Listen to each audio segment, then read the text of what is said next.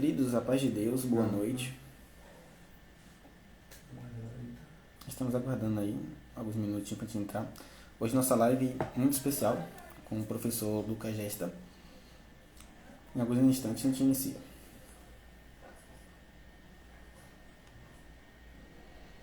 Sejam bem-vindos todos. Podem ir comentando. Já já a gente inicia.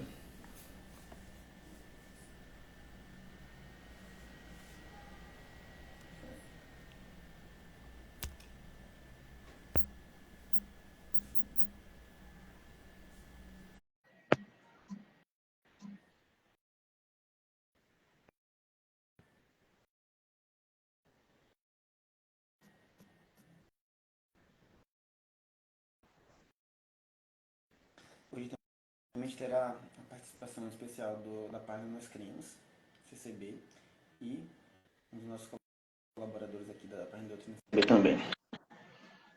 Paz de Deus. Será que amém? Tá dando para me ouvir? Sim, estou te ouvindo. E a imagem? Amém, saudações. Tá um pouco escuro. Amém, saudações. Oi? Tá um pouco escuro, né? Não, tá tranquilo. Pronto, tá boa? Então tudo certo. A todos que estão entrando aí, sejam muito bem-vindos. Amém a todas as saudações aí. Se tiver alguma coisinha, se o som não estiver bom, pode comentar. Já tentando ajustar.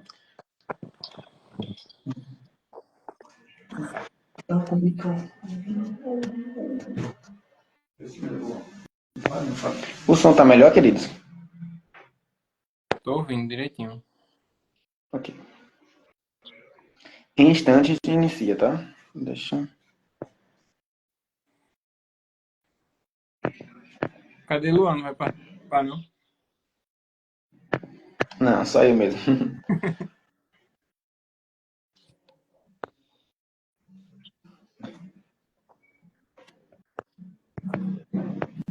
Vão convidando, compartilhando aí esse link. Hoje uma live bastante importante para nosso contexto histórico da CCB, mas também para toda a igreja cristã aprender como a igreja ela se formou doutrinariamente e os concílios aí da igreja na igreja primitiva.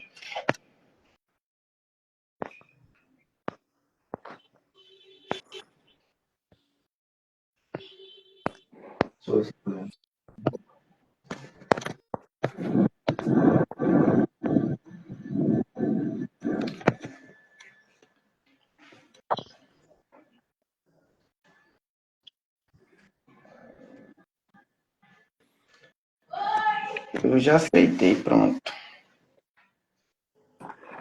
Boa noite. Boa noite, professor. Oi.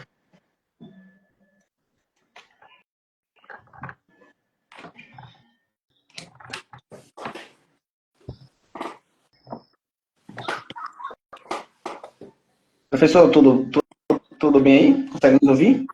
Sim, tudo bem. Estou ouvindo. Maravilha. Então, um segundinho para a gente ver se a gente inicia, porque, irmão, da página Nós Queremos receber também a participar. Se ele não chegar, a gente inicia, tá?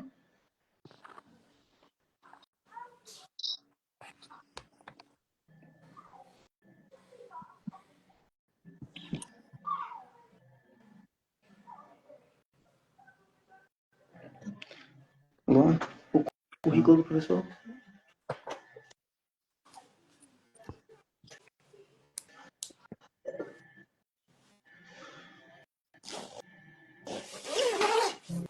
Tá frio aqui. É, aqui também. Tá um pouquinho. Deixa eu só ver aqui. Vamos iniciar? Queridos, Deus abençoe a todos que estão entrando aí. Amém, saudações.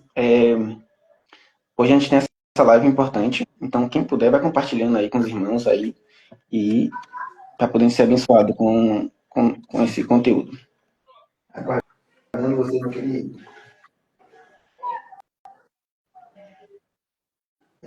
Tu tá na live aí?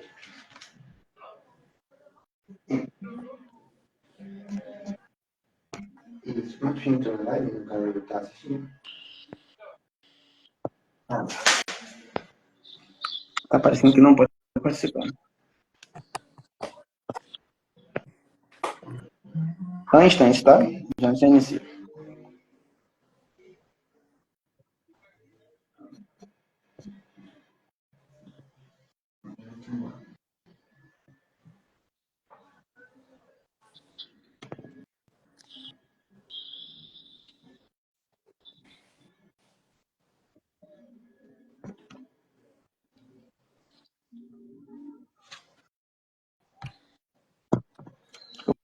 Ah, ok.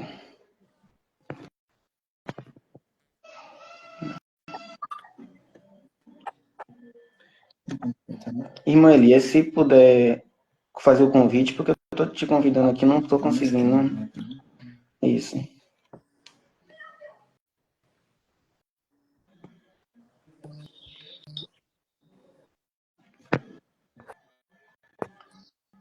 Tá parecendo que ele não pode participar da live.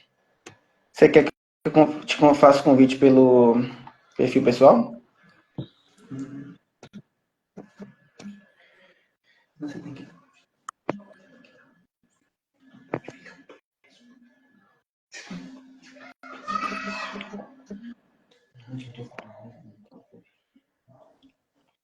Se o irmão Elias conseguir enviar o convite, a solicitação a gente aceita, mas a gente não está conseguindo convidá-lo.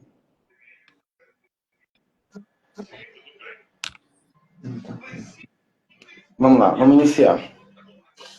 Professor Lucas Gesta,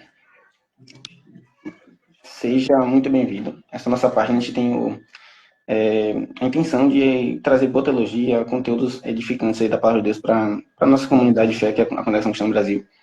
Tentar aí quebrar também alguns certos paradigmas que tem no nosso meio com relação à teologia. Mas estamos aí, né, no trabalho, para que em tudo Deus possa nos abençoar. E a gente tem, nessa caminhada, a gente tem tratado de vários temas, assuntos, e um desses assuntos que a gente entende, enxerga ser importante, é falar sobre a história da igreja e como a gente enxergar a história da igreja, não só algo do passado, mas algo atual. Então, por isso, e a gente acompanha bastante esse trabalho, e a gente, né, teve aí para poder fazer esse convite com grande alegria, o professor aceitou. A gente agradece, tá, por sentar aqui, disponibilizando seu tempo para poder nos fazer essa live aqui conosco. O senhor pode se apresentar e dar umas boas noites aí, o pessoal. Então, boa noite novamente. Sou o professor Lucas Gesta, sou historiador, minha área é História da Igreja e toda a minha formação, trabalho, produção tem sido na área de História do Cristianismo. E trabalho também aqui na internet com produções, né, no Instagram, no YouTube, com História do Cristianismo também. Então, além da minha formação e vida acadêmica nessa área, também a vida nas redes aí. Coordeno uma pós-graduação em História do Cristianismo na Faculdade Batista do Rio de Janeiro e também tenho uma plataforma de cursos livres minha online também. Maravilha. Andrezinho, você pode se apresentar também, querido. É um dos nossos colaboradores. Boa noite, professor. Boa noite a todos que estão assistindo a live. Eu me chamo André, faço parte do Doutrina CCB. Nós somos muito colaboradores, como o nosso irmão Irlan falou. E eu sou daqui da Paraíba. Ele, irmão dele, Luan, são da Bahia, e temos colaboradores de outros estados também. Seja bem-vindo à nossa live, é um prazer recebê-lo. Deus abençoe. Maravilha. Professor, como a gente falou, a gente vai falar sobre... gostaria de ouvir do senhor, como historiador, qual a importância de estudar, para a gente iniciar aqui a nossa live, qual a importância de se estudar a história da igreja, a igreja primitiva ali dos primeiros séculos, e além da importância, como isso afeta nos nossos dias atuais, né? Hoje em dia o cristianismo ele vive uma crise de identidade muito forte, muito violenta. As igrejas têm bebido mais de princípios de neurolinguística, psicologia, psicanálise, coaching, do que em si do cristianismo. A gente tem visto muitas lideranças também se desviarem da doutrina em prol de algum projeto progressista, algo desse tipo, e eu tenho captado, né, que há um grande problema, uma deficiência em geral, que é a falta de conhecimento de história do cristianismo, história da igreja. porque a história da igreja ela te dá a identidade de quem você é, do que você crê, por que você crê, né? A profundidade te dá também um senso de profundidade cristã, porque você, ao estudar a história do cristianismo, você está lidando com igrejas, irmãos há 2000 anos, né? Em todo o mundo, do Ocidente ao Oriente, Norte ao Sul. Então, quando você estuda a história da igreja, né? Quando você se aprofunda, você vê toda a trajetória do cristianismo desde o surgimento da igreja no Novo Testamento até hoje em dia, e te proporcionando criar um elo com grandes cristãos do passado, missões, teologia, doutrina, um elo com exemplos, né? Problemas que aconteceram no passado podem estar se repetindo hoje, questões doutrinárias de heresias do passado podem estar voltando hoje, né? Desafios perante problemas éticos, morais do passado estamos também vivendo hoje, e a forma como que esses irmãos, essas igrejas responderam aos desafios do seu tempo são fundamentos para que a gente possa estudar, entender e aplicar isso em nossa vida, igreja, ministério hoje, né? E essa formação de uma identidade cristã, porque se a pessoa acha que a igreja surgiu com ela, com o pastor dela, com a denominação dela, e ela acaba se decepcionando, acontece algum problema, ela identifica o que ela vive com todo o cristianismo mundial e ela acaba largando a igreja, saindo, deixando. Não tem nada a ver uma coisa com a outra, né? Então, a necessidade, é necessário, além do estudo bíblico, o estudo da teologia, o estudo da história da igreja. Maravilha. Andrezinho, quer comentar alguma coisa? Não, por enquanto não. Maravilha. Professor, hoje a gente vai, né, focar nos principais concílios da igreja, como a igreja se organizou doutrinariamente ali no início da igreja primitiva, como a igreja responde a alguns ataques doutrinários. Eu queria que você comentasse antes mesmo de iniciar os principais concílios, quais eram as questões daquela época, como a igreja, quais ataques a igreja estava sofrendo, para poder com que ela respondesse doutrinariamente e precisasse de um concílio. E o que, antes disso, e o que seria um concílio, né, para a nossa audiência aqui entender. Então vamos lá. Quando a gente fala de igreja primitiva, cristianismo primitivo, é só o século I, tá? Então, entre a igreja primitiva e o primeiro concílio ecumênico, tem 300 anos aí de distância, né?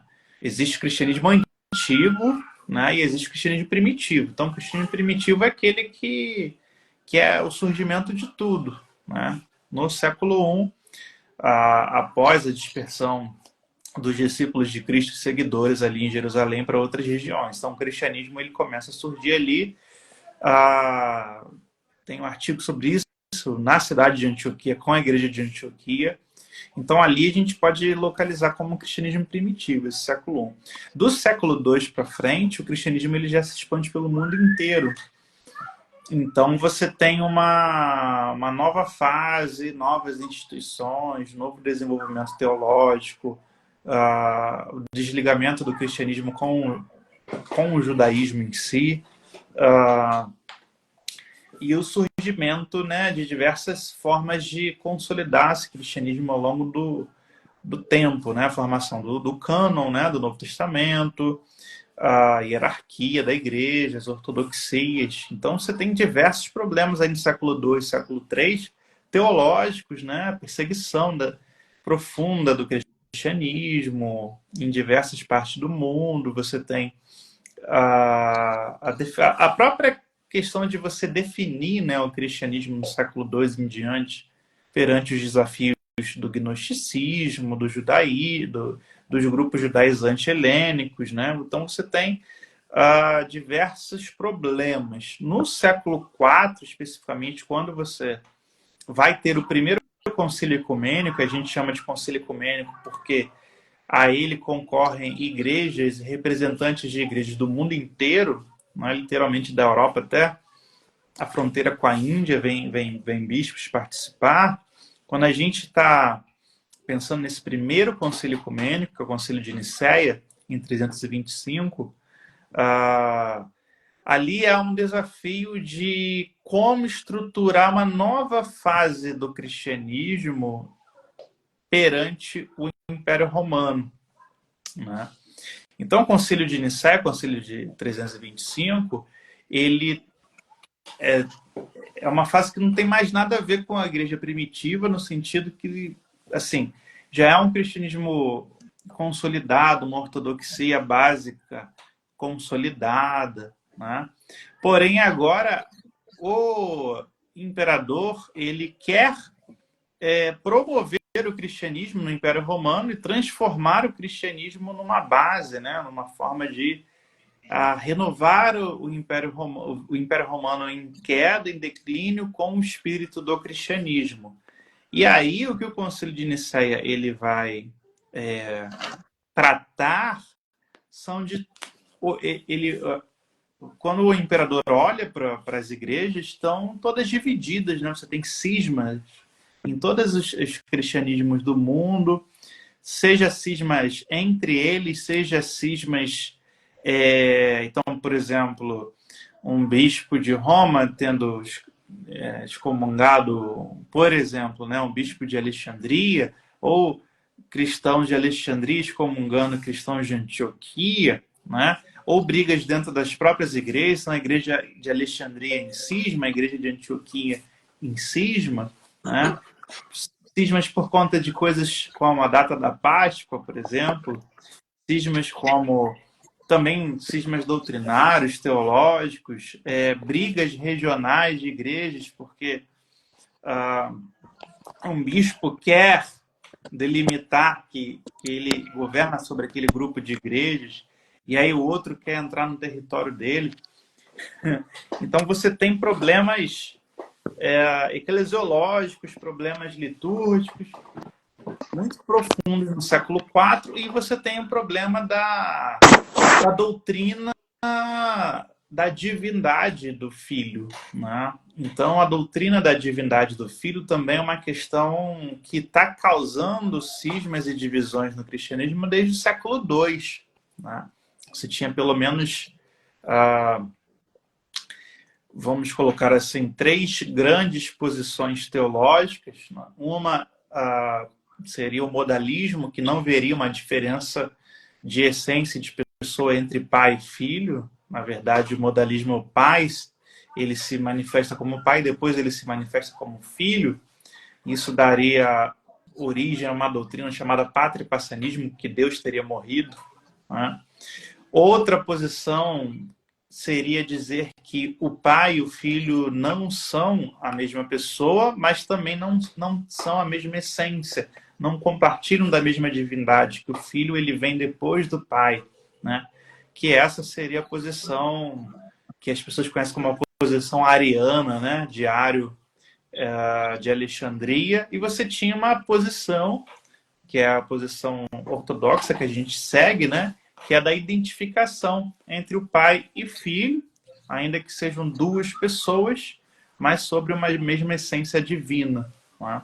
Então, uma doutrina que depois ela vai se desenvolvendo, uma doutrina que já vem se desenvolvendo desde o século II, né? Então você vê os grandes intelectuais cristãos, pais da igreja do século II, então você tem Irineu, Tertuliano, Orígenes, Inácio de Antioquia, todos trabalhando essa questão da divindade do pai e do filho, mas que ela vai ser contestada e vai ser mudada de opinião, ou vai ter outras interpretações em várias igrejas do mundo. Quando chega no século IV, a gente já tem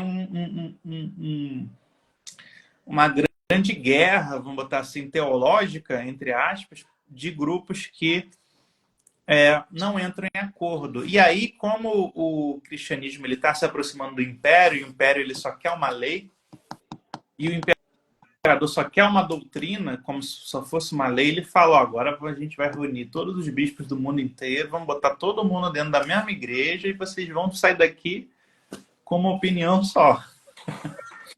Então, basicamente, o concílio ecumênico de Nicéia, ele é uma tentativa de resolver os conflitos das igrejas no mundo romano.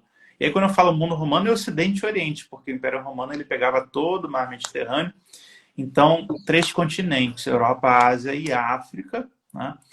E tentar dar uma unidade, né, sob a égide de uma ideia de uma única igreja na Terra, ainda que eram várias igrejas, né? E com ritos diferentes, com pensamentos diferentes, né? Sobre a questão do concílio, quando a gente fala de um concílio, seria uma reunião maior com todos os representantes de diversas igrejas, né? É diferente de um sínodo. O sínodo seria a convenção ou reunião dos bispos de uma região, né? De um local só, né? Então, essa seria a principal diferença de um concílio que objetiva ser geral, universal, mundial, com um sínodo que objetiva ser regional. Então, sínodos a gente vê que os cristãos sempre fizeram, né?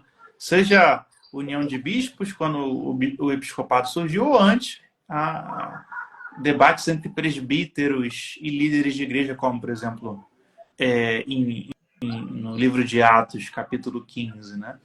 Então, a gente tem essa diferença entre sínodos e concílios, né? E o concílio mesmo, que vai reunir bispos realmente do mundo inteiro, diversas igrejas, tradições diferentes, ritos diferentes, primeiro é Nicéia, só lá no século IV, né? Maravilha. Professor Elias, seja muito bem-vindo, querido. Paz de Deus, tá? Quer fazer algumas considerações iniciais? Agradecer os irmãos pelo convite e, mais uma vez, poder conversar aqui com o professor Lucas Gesta. É sempre uma conversa enriquecedora. Maravilha. Maravilha. Professor, o senhor comentou sobre esses problemas doutrinários, essas questões que estavam acontecendo aí no segundo século e terceiro, o senhor comentou, e como o imperador romano, nesse caso Constantino, certo? Para o Conselho de Nicéia. Como ele queria organizar essa questão e tal. O senhor citou algumas heresias que foram, né, aí, que estavam gerando embates, mas qual delas o Conselho de Nicéia, pelo menos, basicamente tenta resolver ou solucionar esse problema, essa heresia, e unir esses cristãos nessa catolicidade doutrinária?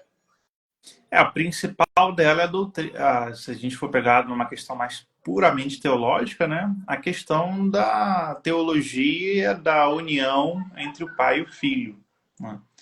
Então, a doutrina que vai, na verdade, porque assim, existe o que você vê por aí no livrinho aqui, no livrinho lá, e existe a questão real histórica, né? A questão não é que as pessoas não criam em Jesus Cristo ou que vão entendê-lo como se ele fosse apenas um homem. Não. A questão é que divindade é essa que o filho tem, né? É tentar, então, definir. Porque uma coisa todo mundo concorda que Jesus Cristo é o Salvador, né? E todo mundo concorda que Jesus Cristo morreu na cruz para salvar todos. E que ele é o Messias e que ele é filho de Deus. Mas definir o que é ser um filho de Deus, né, no tocante ao pensamento da época e a intelectualidade da época, é você tentar definir o que é divindade, né, primeiro ponto, e depois como que duas pessoas podem ser a mesma divindade. Então é nisso que os teólogos acabavam discordando entre si. Então, se de um lado você tem os modalistas que vão dizer que não existem duas pessoas em uma divindade, mas existe uma divindade que se manifesta em pessoas diferentes, seria, sei lá, o pai vira o filho, né? E a outra posição seria o filho não participa da divindade do pai, porque a divindade do pai é eterna e o filho veio depois, ele é criado, ele vem depois de algum momento, logo é divino, mas não é divino igual ao pai, que seria a posição dos arianos, né? Ou que eu coloco mais os lucianistas, porque o formador dessa teologia foi um teólogo chamado Luciano. E você tem a posição que tenta entender, né, que o Filho também é eterno e o Filho também é divino, da mesma divindade igual ao Pai. Então, é essa posição que vai ser votada no Concílio de Nicéia como a verdadeira, como a ortodoxa.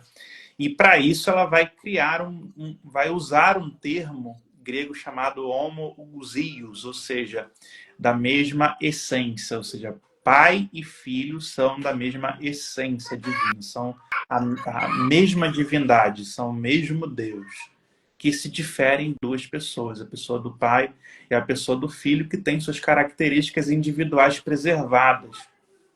Isso que é importante dizer, que diferente do modalismo, né, que um se torna o outro, não. Ambos, eles subsistem como duas pessoas, né? Mas não uma mesma pessoa em duas formas de ser, como o modalismo poderia sutilmente falar. Então, o Concílio de Nicéia está com bispos de todos esses pensamentos, né? Com bispos também que também não pensam nada, não estão nem entendendo o que está acontecendo, porque o debate é no grego mais rebuscado possível e dentro de um padrão intelectual muito rebuscado, né? Então, esse seria o principal debate teológico ou ontológico, né? E os outros que dia que como é que tem que ser a formação de um presbítero, que seria o pastor, né? Se um novo convertido já pode se tornar presbítero, qual a posição da mulher na liturgia, que dia vai celebrar a data da Páscoa, dividir a jurisdição dos bispos ao longo dos territórios, né? Do império, e outras questões disciplinares também, com o que fazer com os caídos, né? E também questões para tentar resolver o principal cisma de uma das maiores igrejas do mundo, que era a igreja de Antioquia, que ela estava dividida em duas, um grupo seguindo um corpo de bispos e outro seguindo outro corpo de bispos. Então, basicamente, é isso, Nicéia. Maravilha. Eu vou passar para os demais, mas antes disso, só uma pergunta para o professor rapidinho. Você comentou sobre como a igreja de Antioquia estava com problema e assim, a gente vê bispos, né, a igreja sendo formada em todo o Império Romano, né, todo mundo. A gente ouve muito de quem ataca, principalmente a doutrina da Trindade, para frente, falando que a doutrina da Trindade é uma doutrina que foi formada no Concílio de Nicéia, como se não fosse uma doutrina bíblica. E eu queria ouvir do senhor como a igreja, antes mesmo desses concílios, já entendia essa verdade, só que a palavra ou a doutrina só foi sendo firmada, né, como no Concílio de Nicéia. Mas como a igreja já, antes mesmo do Concílio de Nicéia, já entendia essa verdade doutrinária da Trindade. Sim, é porque as pessoas elas não estudam, né? Elas não leem nada, elas dizem esses sensos comuns. Primeiro que Trindade nem foi debatida em Nicéia. Nicéia só debateu o Pai e o Filho. Em Constantinopla. Quem vai debater a essência, né, a ontologia do Espírito Santo é o concílio posterior de Constantinopla. Né? Mas, na verdade, não é... As pessoas dizem que surgiu a doutrina. Não, surgiu doutrina nenhuma. O que se definiu era, perante as posições teológicas, você define o caminho que você vai seguir. Ambas as posições que eu citei aqui, as que perderam, né, que foram derrotadas e se transformando em heresia, e aqui venceu, tanto em Nicéia quanto em Constantinopla, ambas reconhecem a trinitariedade. Então, uma coisa é você ser trinitário, mas não fechar com uma formulação tal. Outra coisa é você não ser trinitário. Tá? Porque trinitariedade, ou seja, a ação do Pai, do Filho e do Espírito Santo, ela é obviamente, claramente vista em todas as etapas da vida de Jesus Cristo nos 4 evangelhos. Tá? Então ninguém da igreja chegou e falou: vamos criar uma doutrina da Trindade. Não. Todo mundo viu o Pai, o Filho e o Espírito Santo atuando na vida de Jesus Cristo no batismo, na tentação no deserto, nas curas, nos milagres, o tempo todo. Depois a igreja, quando continua vendo, né, o Filho de Deus sendo assunto aos céus, estando à direita do Pai, e o Espírito Santo descendo na terra e batizando as pessoas com seu Espírito, em Atos 2. Então, os cristãos, eles viam a trinitariedade, viam o Pai, o Filho e o Espírito Santo sempre. Né? E isso no século I estava suficiente, né? Você crer e viver. Quando chega o século II, muitos cristãos vão entrar em embate com grupos gnósticos ou grupos de judaísmos helênicos que creram que Jesus é o Messias, mas continuam no judaísmo helênico. Esses dois grupos, gnósticos e judeus helênicos, os gnósticos, de um lado, não creem no Espírito Santo, nem dizem que isso existe, e os judeus helênicos vão dizer que o Espírito Santo é um anjo, ou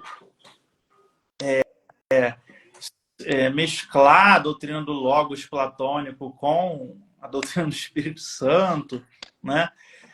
Ambos esses grupos não reconhecem, né, o Espírito Santo como a Bíblia apresenta, e ambos esses grupos, no caso dos gnósticos, dizem que Jesus não era um ser humano, ele era só um espírito, e no caso dos judeus helênicos, ele não era filho de Deus por essência, ele era só um bom judeu que foi adotado como filho de Deus porque fez boas obras. Então, no século II, os cristãos vão ter que contrapor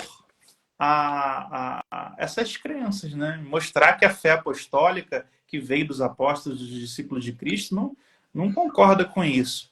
E aí, autores como Tertuliano, Irineu de Lyon, Orígenes e outros que eu falei aqui, eles vão desenvolver o termo que mais tarde, lá na frente, vai ser chamado Trindade, que pode ser trias ou trinitas, tá? Em grego ou em latim. E aí definindo, então, que Pai, Filho e Espírito Santo, eles devem sim ser adorados. E se eles são adorados, só Deus pode ser adorado, porque uma criatura não pode ser adorada porque seria idolatria. Então, a partir de então, nós vimos as três pessoas, elas atuam juntas, elas atuam para a salvação do homem, para a redenção, no batismo, na ressurreição de Cristo, na salvação, na vida da igreja. O Pai envia o Filho para morrer na cruz e depois ele deixa aqui na terra o Espírito Santo. Logo, se adora as três pessoas e logo eu preciso, então, definir um termo, né, que seria a futura Trindade. Né? O que vai acontecer entre o século II, né, e 2 séculos depois, século IV, é que no século IV já todo mundo acredita em Pai, Filho e Espírito Santo, ou pelo menos no Pai e no Filho como divinos, né? Porque tem alguns que não entendem ainda a figura do Espírito Santo. Mas eu preciso definir a formulação litúrgica da Trindade. O que os concílios fazem não é criar a doutrina, a crença, a fé. Eles definem como essa fé deve ser entendida e adorada, né? Que é através dos credos, das confissões. Maravilha. Elias, André? Professor, eu tenho uma pergunta para fazer para o senhor. O senhor discorreu aí sobre a questão dessa não uniformidade doutrinária, mas dessa forma que a igreja primitiva e a igreja acreditou durante o tempo sobre a doutrina da Trindade. E nós vemos também na história, ao decorrer da história da igreja, a heresia chamada arianismo, que ela foi bastante forte. E a minha pergunta na verdade são 2 perguntas. Como a igreja, mesmo tendo essa vivência ao longo do culto, da liturgia, essa vivência da doutrina da Trindade, mesmo que não fosse esquematizada, grande parte dela aderiu tão facilmente ao arianismo, porque, pelo que eu entendo, aí o senhor pode me corrigir se eu estiver errado, muitos bispos da igreja, eles aderiram ao arianismo e foram defensores ferrenhos dessa doutrina. Então, como esses bispos aderiram a essa doutrina, sendo que a própria igreja, ao longo dos séculos, ela subscrevia de forma ao seu culto, à sua liturgia, a doutrina da Trindade. E a segunda pergunta é que muitos críticos da doutrina da Trindade falam é sobre a influência do Estado da época, né? Que é o Império Romano, dessa ligação da igreja com o Império Romano, e esse entendimento de que os bispos, os imperadores romanos, eles inseriram uma doutrina, de certa forma, pagã com a doutrina da Trindade. E que a doutrina da Trindade ela tem influência pagã. Como nós, cristãos, podemos responder a essas objeções? Essas são as minhas perguntas. Eu vou começar pelo final. Assim, não é uma doutrina pagã, porque não tem essa doutrina no paganismo. As pessoas não leram, não entendem, elas só inventam. Não leram história das religiões, porque não tem trindade no paganismo, né? Segundo os imperadores, eles não... como é que eu posso dizer? Eles não são autoridade nos debates, autoridade espiritual. As autoridades espirituais são os bispos, os teólogos, os presbíteros, os grandes monges. Essas são as autoridades que vão discorrer sobre a tradição. Vão pegar os teólogos antigos e vão, como é que eu vou dizer, fazer um grande inventário do que foi crido até aquele momento e de como deve ser entendidos novos problemas à luz daquele tempo, entendeu? Não é um imperador que chegou, eu quero isso aqui, vai ser isso. Não existe. Isso não... O imperador, aliás, tirando o concílio de Nicéia, os outros concílios, o imperador abre a sessão, né, e vai trabalhar, vai para a guerra, vai sei lá para onde, e meses depois pode ser que ele volte para fechar ou não. Então, o que vemos de influência imperial, e aí tem sim nos 4 concílios, é o imperador ou a imperatriz, como no concílio de Calcedônia, ter apoio de um grupo de corrente teológica, e esse grupo de corrente teológica, ele torcer para esse grupo ganhar, que não é o caso de Nicéia, porque o Constantino, ele sempre foi tutoriado por bispos arianos, e o arianismo vai ser derrotado em Nicéia, né? Então essa é a primeira questão. Não tem como o imperador chegar e ficar falando de... Aliás, alguns desses imperadores são analfabetos, né? Nem sabem ler e escrever. Não tem. E o debate é profundíssimo no grego. O outro ponto é, quando a gente fala de arianismo, na verdade isso é só um fantasma, tá? Criado. O que existe é uma doutrina desde o século III, tá? Mais ou menos ali do século III, que entende que o filho, ele surgiu do nada, ele veio depois do pai, que o filho foi criado, tá? Então, que somente o pai, ele pode ser Deus pleno e o Deus primeiro, e o filho seria uma divindade abaixo, enviado, tá? Por isso que essa divindade abaixo, ela poderia se tornar homem, porque o pai, a divindade, que seria a única divindade do pai, ela não pode ter contato com a natureza, porque a natureza humana se desintegraria, se autodestruiria. E aí precisava de um intermediário. Essa forma de pensar um ser intermediário entre o mundo físico e o mundo espiritual, ela é uma forma clássica dentro do mundo helênico de pensar, seja em alguns platônicos, seja no estoicismo. Então, essa corrente que Ário vai aderir, né? Ele não criou, ele aderiu. Essa corrente de pensamento, ela é uma corrente de filósofos, né? Ela casa perfeitamente com a filosofia grega. Ela como é que eu vou dizer? Ela seria uma adaptação do arquétipo grego, helênico, desse ser intermediário, desse logos, com o Novo Testamento. Então, é por isso que vai fazer sucesso. Os altos teólogos, que são filósofos também, eles acabam aderindo a essa questão. E outros que não são teólogos, mas que, como é que eu vou dizer? Eles meio que estão tentando combater o modalismo, acabam aderindo ao arianismo por contraponto ao modalismo, porque o modalismo também era um problema que existe desde o século II, que vai dizer que o pai vira o filho, tá? E depois o filho vira o espírito. E aí, nesse caso, se o pai se tornou filho, então o filho morreu na cruz. Então você poderia também aderir ao arianismo ou a alguma forma de arianismo para se contrapor ao modalismo. Ou seja, os termos são muito sutis, as questões também diferem muito também de região para região, de teologia para teologia, né? E de língua para língua também, porque às vezes o cara está falando num grego antigo, o outro está falando no grego moderno, não se entendem, ou o outro está entendendo o conceito em siríaco e o outro está falando em cópita. Então, acontece.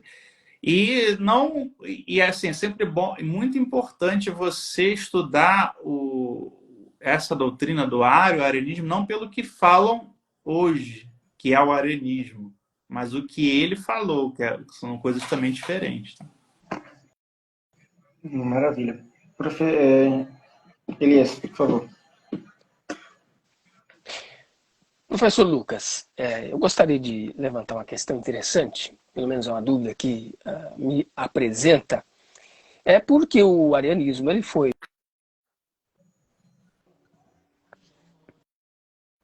Acho que caiu, né? Parece que caiu, cortou. condenado lá em Niceia.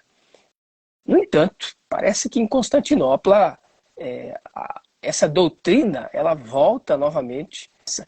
Quais seriam exatamente as questões que estão por trás dessa volta da doutrina ariana que fez que fosse necessário? Sim, não voltou o arianismo em Constantinopla, não. Constantinopla foi para trabalhar duas questões.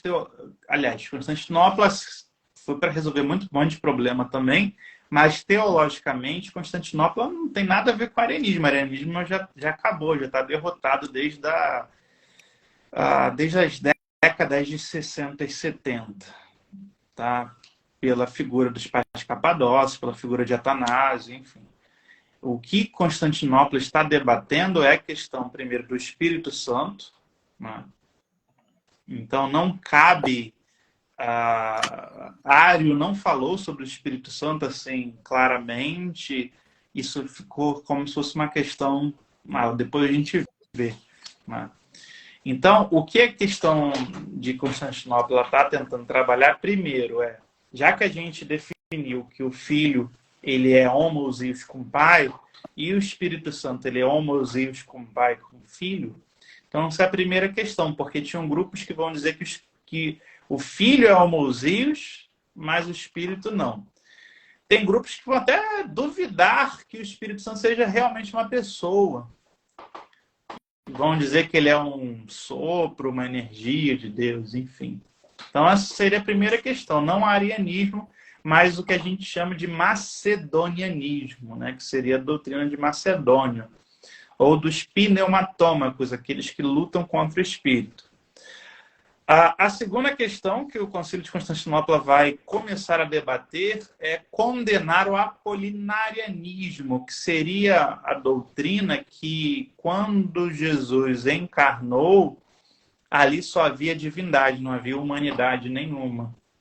Então, o Concílio de Constantinopla está trabalhando dentro dessas duas questões.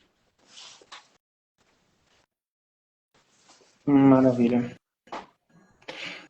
Maravilha. Além de uma noção que eu queria comentar, até para a nossa audiência enxergar, é que em parte dos credos a gente cita muito a Igreja Católica e Apostólica. E às vezes a gente também, por falta de conhecimento, como você comentou, muitos tentam atribuir algumas questões doutrinárias, e a gente entende como doutrinárias da ortodoxia cristã, como eu cito aqui, para a Igreja Católica Apostólica Romana. Você poderia só citar como a igreja era dividida naquele período e como a Igreja Romana não era, ou até parte, né, da história da igreja, não era essa autoridade sobre as outras igrejas, os outros bispos de outros lugares. Para não ficar parecendo que, quando a gente estuda a história da igreja, a gente está estudando somente a história do catolicismo romano. Primeiro a gente precisa entender que o catolicismo romano está em Roma, na Europa, né? E o cristianismo está no mundo inteiro e não tem nada a ver com o bispo de Roma, né? O bispo de Roma, ele manda em Roma, na antiguidade. Ele não manda fora de Roma, não pode mandar fora de Roma, né?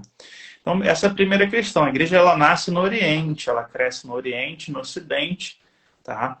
E as igrejas, elas não eram igual hoje, denominações com CNPJ, com dono, com fundador. Não tinha isso, né? O que você tentava separar é qual é a sucessão apostólica dessa igreja, quem plantou essa igreja aqui, o que ela crê, né? Mas as grandes diferenças entre as igrejas, elas são basicamente, inicialmente, de diferenças culturais, de ritos, de etnias. Então, a igreja de Antioquia, ela vai se desenvolver com base no mundo da Síria. A igreja de Alexandria, ela vai se desenvolver com base no mundo do Egito. A igreja do norte ocidental da África, né, Cartago, Hipona, vai ter sua característica latina ali. Na Europa, a igreja de Roma vai ter uma diferença, por exemplo, da igreja de Lyon, ou da igreja de Córdoba, ou das igrejas das ilhas. Então, os cristãos, eles fundam suas igrejas, elas não param de crescer, e quando a gente chega no século II e no século III, como tem muita igreja, está havendo muito conflito, começam a se desenvolver hierarquias maiores, ou seja, bispos para resolver os problemas de um grupo grande de igrejas. Quando crescer mais ainda, bispos acima de bispos, né, que são chamados metropolitas, tá? Para resolver os problemas entre os bispos. E quando chegar ali por volta do final do século III e século IV, vão surgir os patriarcas. Os patriarcas são os representantes máximos de um rito. Então vão surgir um bispo acima dos metropolitas para resolver as grandes questões aí quase que nacionais, né? E é por isso que a gente fala dos patriarcados da antiguidade. Então, de patriarcados orgânicos, né, ou seja, que são naturais, você tem o patriarcado de Antioquia, da Síria, de Alexandria, do Egito e de Roma, tá? Que são patriarcados que estão lá representando mega nações de igrejas e grupos étnicos e litúrgicos. Mas a ideia não é que esse patriarca, ele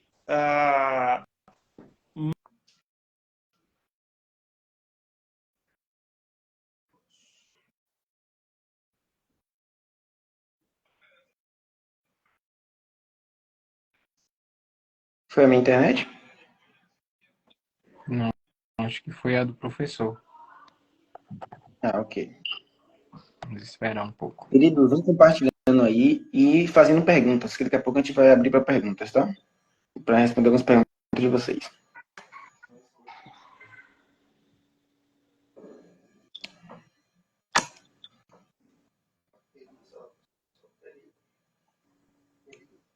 Irmão Elias, quer comentar alguma coisa enquanto o professor volta? Voltou. Já estou voltando.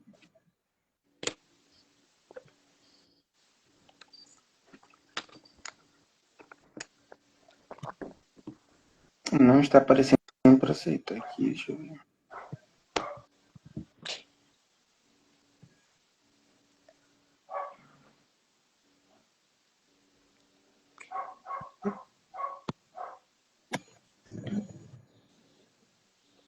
enquanto o professor vai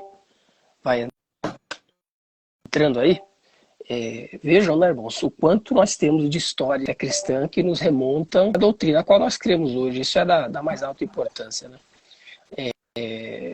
Aqui já foi apresentado, por exemplo, a questão do arianismo, esta heresia, não é?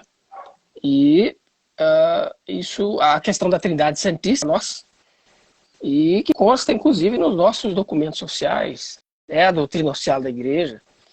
Então, há uma relevância histórica fundamental ao conhecer disso daí, né? Nós não podemos relegar 2000 anos de cristianismo com a tempos mais recentes. Então, a compreensão da fé, enquanto o professor entra, agora foi.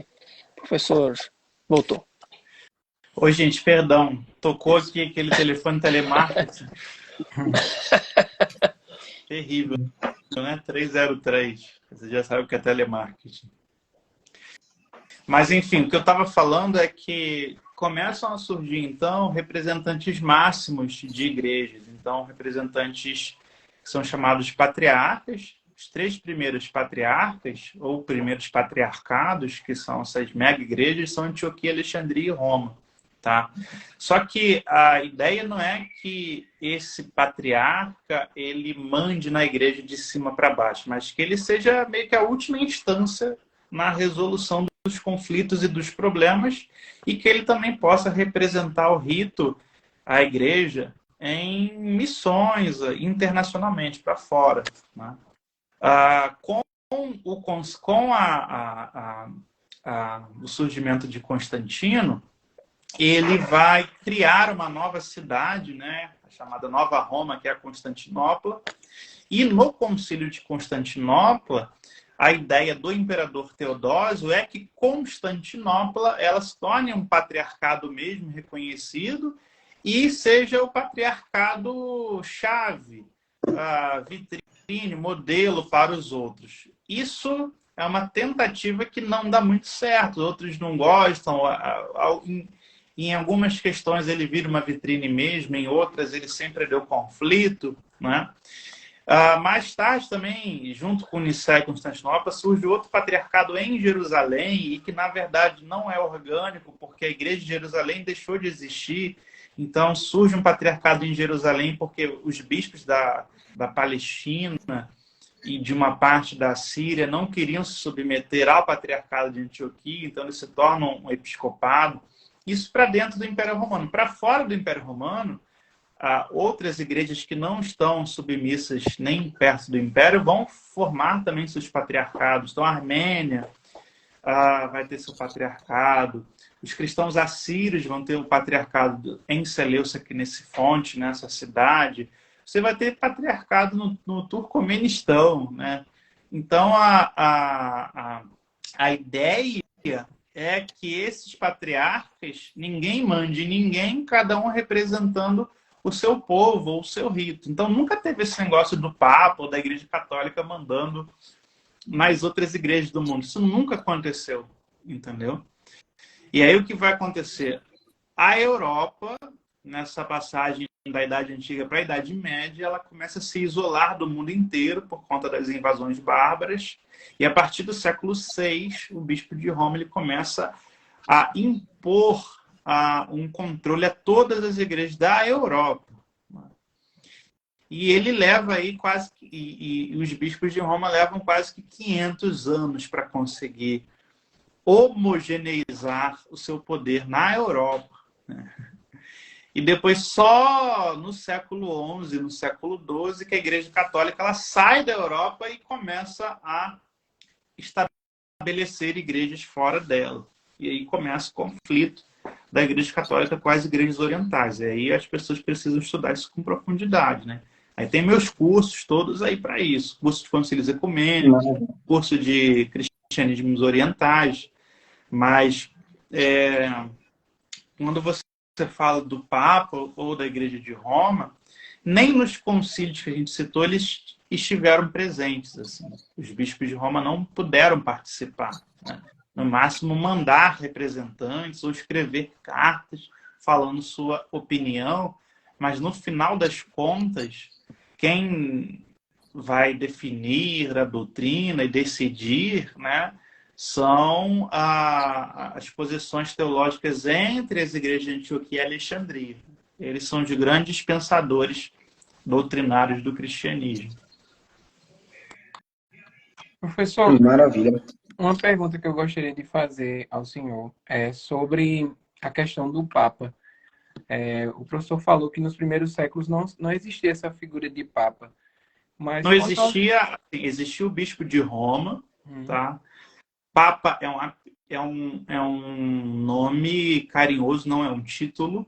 Então, ninguém é consagrado Papa, você é consagrado bispo. Mas bispo de Roma você tem desde o século II.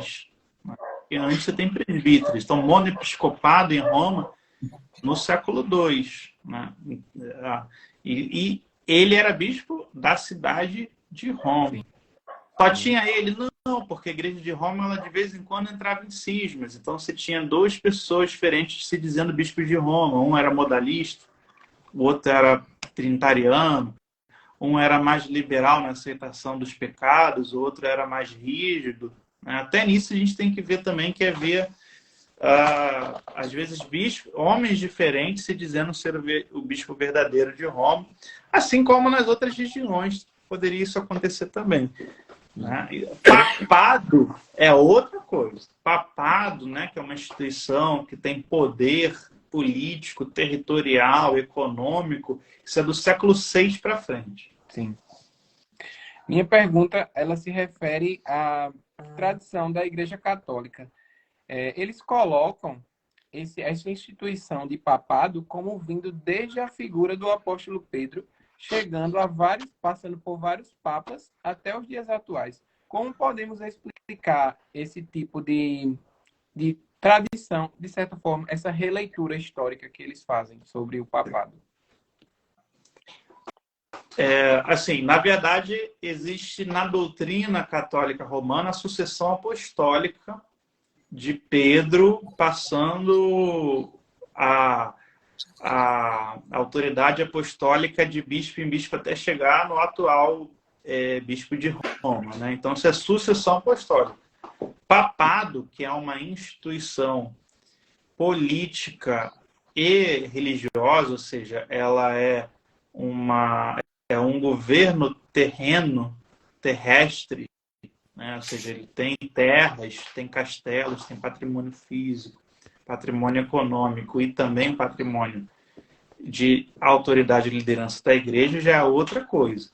Entendeu? Então é nesse sentido que precisa se diferenciar essas coisas. Agora é a doutrina deles, eles creem nisso. Né? Então... A Igreja de Roma, ela tinha uma influência sobre as outras igrejas? Ela era considerada uma igreja proeminente sobre as outras ou não? Não, mas eu já falei isso aqui, né? Algumas vezes aqui na live. Acabei de explicar que não. Outra pergunta que eu gostaria de fazer é sobre, eu acredito que seja o Concílio de Éfeso. O termo Mãe de Deus, ou Theotokos, ele é um pouco confundido. As pessoas às vezes colocam como fosse uma adoração a Maria. Como esse termo pode ser explicado assim para o nosso contexto protestante, e nós, de certa forma, rebatemos essas acusações católicas que este concílio enaltecia essa crença mariana? É porque assim, é difícil a gente, nesse pouco tempo, né, já deu 9 horas, pegar mito de internet, doutrina católica e história. Mas assim, no Concílio de Éfeso, primeiro que não houve um Concílio de Éfeso, né? Porque, historicamente, haviam 2 concílios acontecendo simultaneamente na cidade de Éfeso e ambos eram opostos. Um capitaneado pelo patriarca de Alexandria e o outro pelo patriarca de Antioquia. Né? A tradição antioquena não usava o termo Theotokos. Isso é um termo da tradição alexandrina, porque a tradição alexandrina sempre buscou definir a encarnação do Filho de Deus na figura de um Deus que se fez homem, né? Já a tradição siríaca, ela sempre buscou definir a cristologia como a habitação de homem e Deus, né, na pessoa de Jesus Cristo. Então, haviam três posições, vamos colocar assim ali, que vão dar origem aos conflitos entre essas duas igrejas, Antioquia e Alexandria. Uma, né, que vai propor Theotokos, ou seja, a Maria, ela deve ser chamada mãe de Deus porque Jesus é Deus e só Deus, vamos colocar assim, então, puxa mais para um lado monofisita ou miafisita.